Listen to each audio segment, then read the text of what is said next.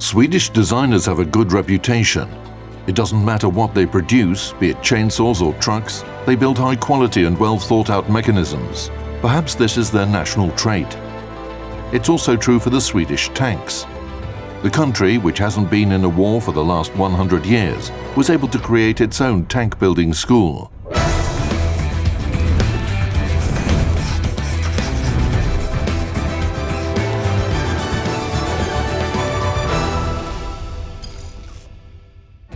During the First and Second World Wars, Sweden remained a neutral country and didn't fight. However, the Swedes paid close attention to the militaries. They became interested in tanks right after these vehicles appeared at the end of World War I. At first, they wanted to buy a vehicle from the inventors of this new weapon, the British. The British set the price at 40,000 Swedish krona for their Mark tank. It was too expensive, and the deal fell through. The Swedes bought their first tank from the Germans after the war. The most famous German vehicle of the World War I era is the A7V, designed by Joseph Vollmer. It was huge, like a moving fortress, and had the largest number of crewmen in history. But Sweden needed another vehicle, which was disregarded by the German generals. Being a smart man, Vollmer realized that the vehicle was a bit expensive, even for Germany. That's why, at the same time, he was developing a lighter and cheaper tank, which utilized a greater number of car parts. This tank was designated the LK2. The machine gun and cannon versions of this tank were developed, so the Swedes were particularly interested in this vehicle. The LK2 cost the Swedes half as much as the British rhomboid, 18,000 krona. These tanks in 1921, it was a big secrecy. And that is for two reasons. The first, they didn't want to tell the world that Sweden actually bought tanks from Germany. So in the papers, they were designed as tractor parts. The other reason is that it has been said, we haven't found any document, but it has been said that these tanks were not intended to use against an enemy from another country.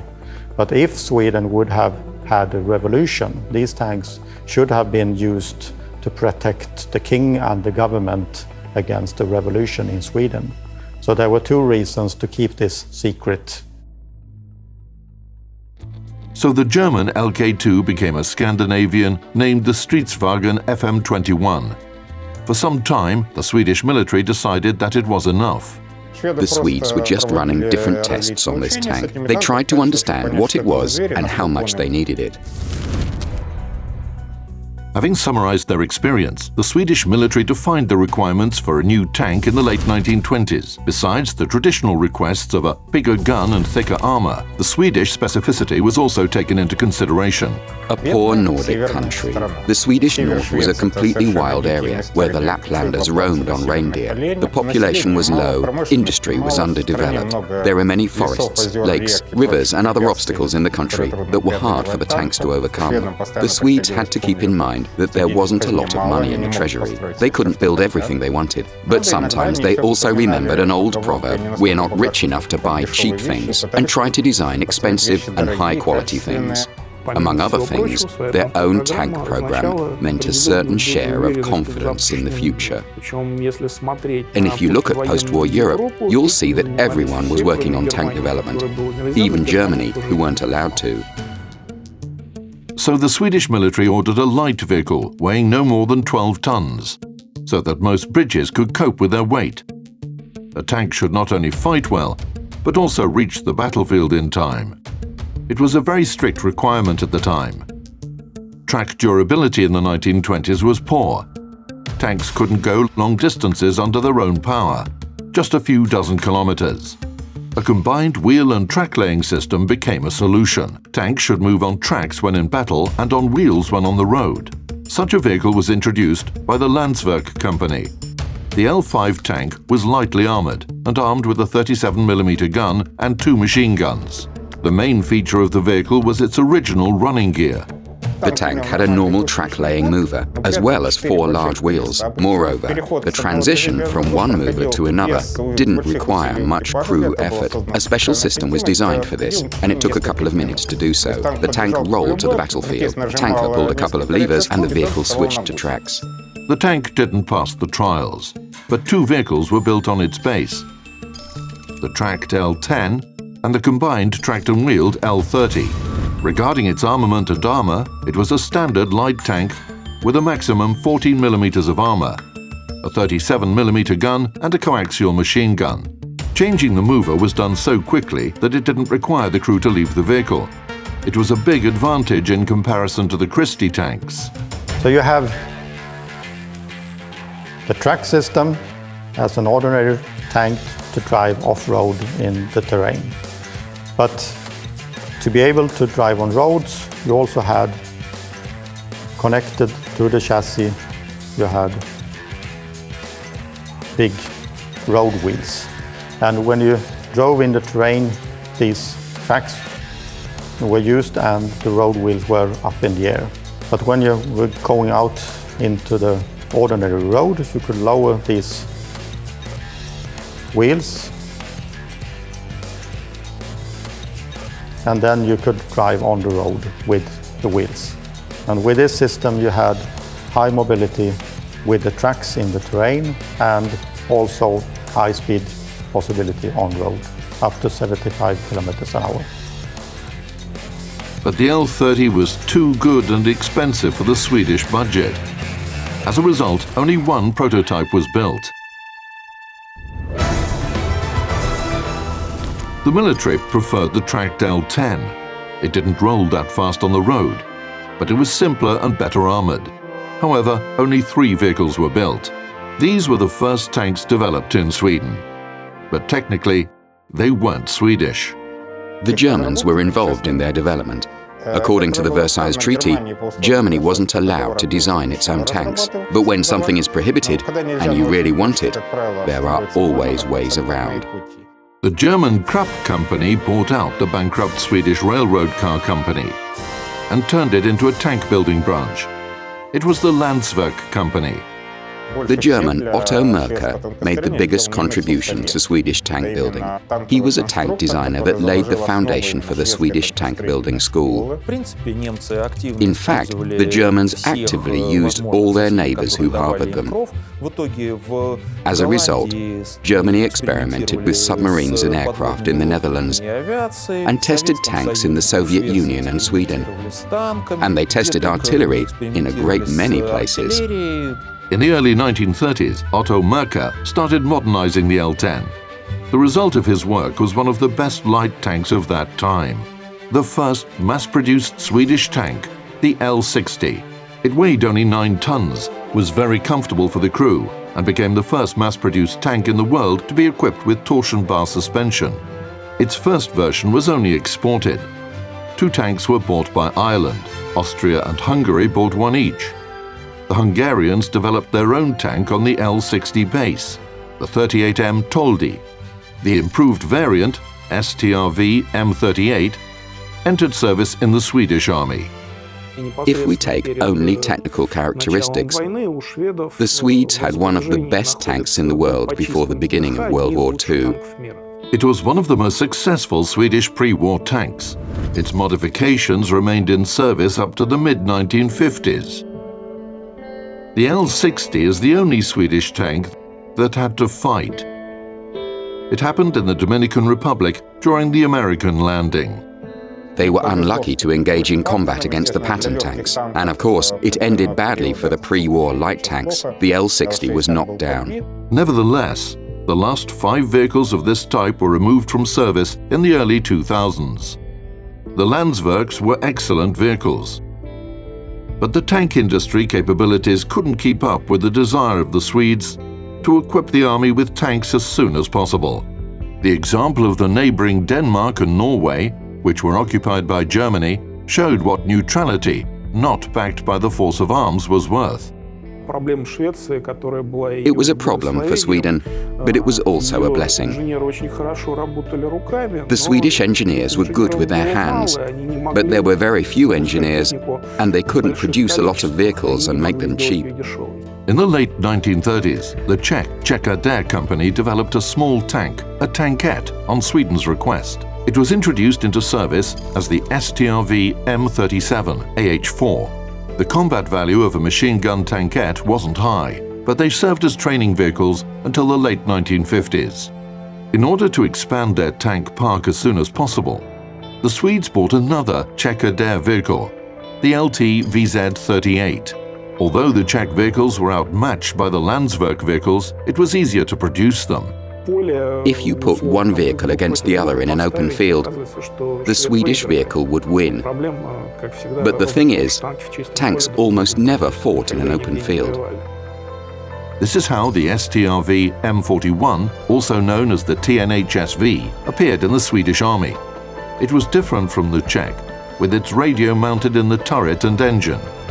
The Strv M-41 tanks were decommissioned in the late 1950s, but their service didn't end. The thrifty Swedes used the running gear of the old vehicle for the PBV 301 armored personnel carriers. Another vehicle based on the Czech one became the Sav M-43 self-propelled gun. Storm Artilleriwagen, assault artillery vehicle. The Swedes paid close attention to what was happening on the World War II battlefields, and the successful use of the German Sturmgeschütz didn't go unnoticed. The Swedish designers first mounted a 75mm gun in a fixed semi-open cabin, and then the SPG was rearmed with a 105mm Bofors howitzer. A total of 36 vehicles were built, which served until the 1970s. By 1940, Sweden had two types of rather modern light tanks in its tank park. But it was clear that light tanks alone were not enough. In early 1941, the Swedish military defined the requirements for a heavier vehicle. Front armor no less than 55mm thick and a 75mm gun. A tank created by the Landsverk designers, following those requirements, was put into service. Its production was launched in early 1943. Unfortunately, during the war, the tanks were improving faster than the unhurried Scandinavians were producing them. A project that looked pretty good in early 1941 was completely obsolete by 1943.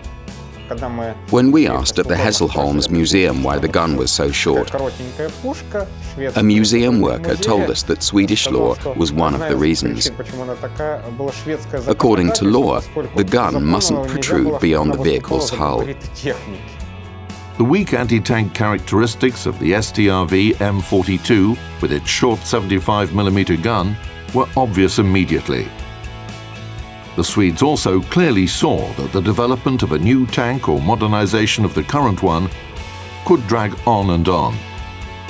But vehicles capable of fighting effectively against the modern tanks of a potential adversary were needed right now. The Swedes did the same as their colleagues in other countries. They created an anti-tank self-propelled gun on a ready chassis. A new long-barrel 75mm gun was mounted on the M-42 base.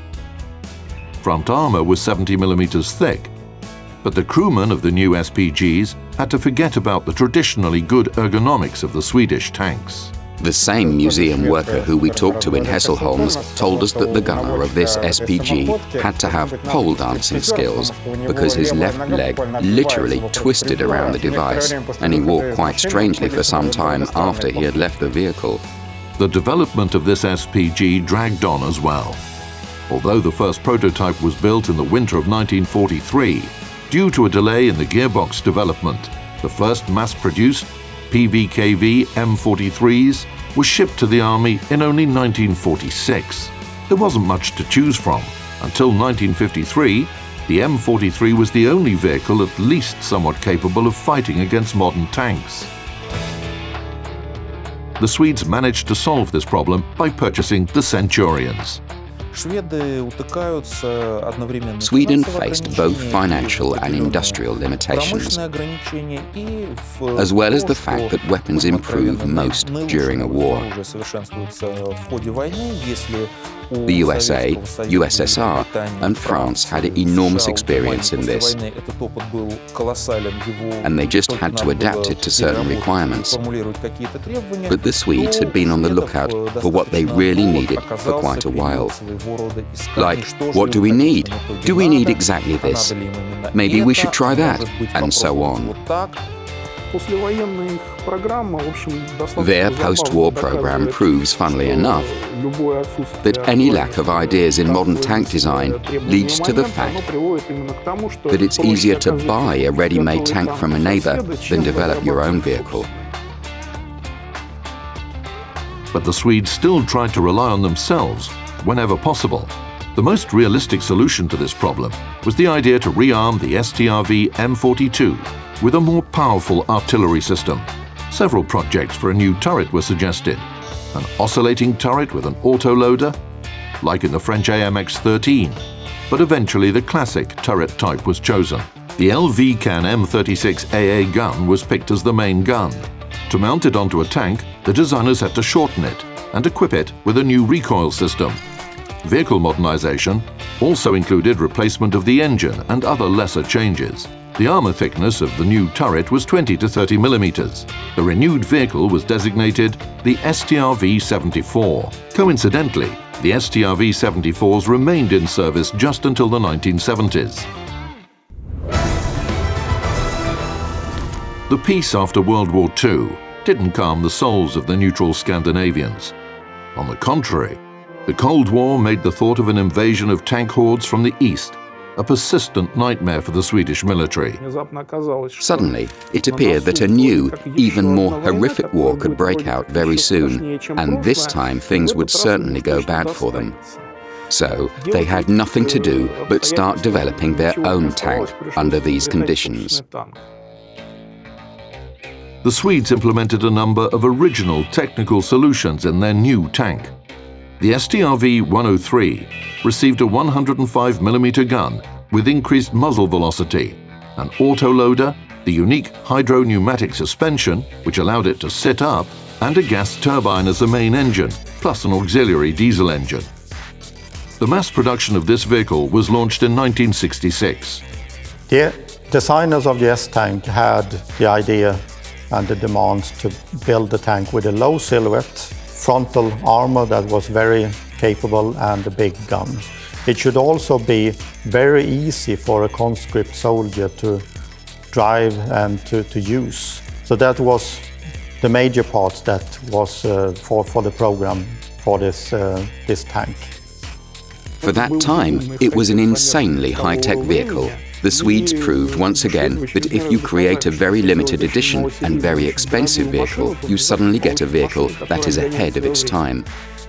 In theory, the Strv could even swim. Installing the system for it took a long time, and the system looked strange.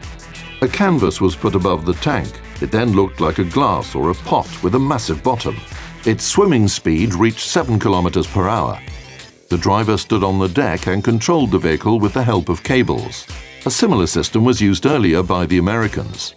Swedish tanks could be a bit weird, and the most weirdest tank is the S-Tank. The new tank was optimized for just one type of battle. It could rise above cover, fire quickly from the ambush position at the advancing enemy tank column, and also quickly retreat. So it would have been a very movable battle compared to other tanks. And because of this, it was not so easy for an enemy to know where will it pop up the next time. It could pop up there or there. So this was the tactics behind this tank, to move back and forth and to hide and fire from different positions. Although the vehicle is classified as a tank, generally speaking, it's a self-propelled anti-tank gun created to destroy the Soviet tanks that would be capturing poor Sweden. The whole 20th century fell under the motto, look, we've got an awesome tank that didn't come in useful. Despite its redeeming features for Sweden, the Strv 103 was clearly too complex and expensive to be anywhere else but the Swedish tank units. In the meantime, the infantry also wanted their own tanks. Among the requirements for a new Infanterikannonwagen, literally infantry cannon vehicle, were high speed and maneuverability, and the capability of fighting against modern tanks. Of course, something had to be sacrificed. This time it was armor. The new tank had no more than 20 millimeters of armor. However, the new vehicle was equipped with a 90mm rifle gun, reached a speed of 65 km per hour, and could even swim. Surprisingly, the project of the Haglund and Sonner company was considered the best. It came out ahead of such famous competitors as Landsverk and Bofors. This company had no experience in tank building.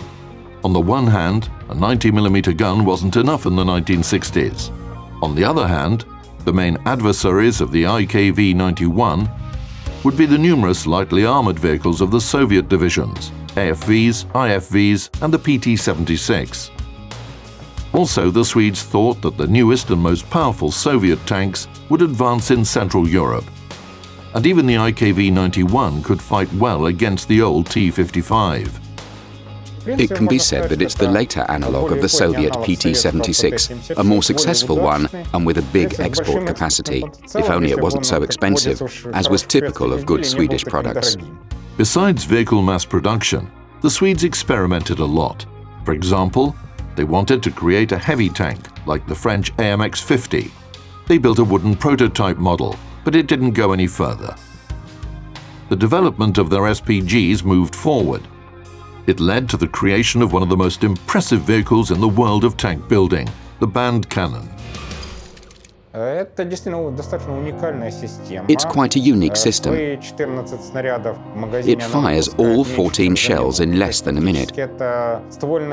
So, it's cannon artillery with the characteristics of a rocket system. Like the Strv M-43, the new Swedish SPG was created to meet the very specific standards of the Swedish military regarding the nature of a future war. In the context of fighting against superior enemy forces, the main requirement for the future SPG was a high rate of fire. The vehicle was equipped with a magazine container for 14 155mm shells. With its characteristics that it had long firing range, the possibility to fire very quickly, and when it had fired it could reverse and go to another gun position before the first round hit the ground. So this is actually a tank that the artillery crew members, they loved it, and it was probably the best artillery system that we have ever had in Sweden. However, everything good comes at a price. This time the cost was its driving performance. The designers tried to unify the new SPG with the Strv M-43 chassis to make its maintenance easier, but if the gas turbine engine was initially planned for the tank, the twin-engine system became a forced solution for the SPG. The turbine was installed to help the diesel engine.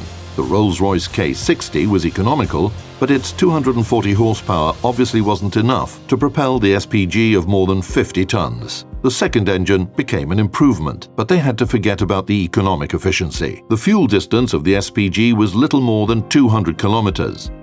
In the end, this determined the fate of the band cannons. They were sent to storage bases in 2003. The Bekan or the band cannon was unique at its time. When it was developed, it had good firing range, 25 kilometers. It had automatic loading system, and it was independent by itself. And this made it very Now Sweden has less spectacular but much cheaper systems in service. Nowadays, Sweden has abandoned the development of homemade tanks.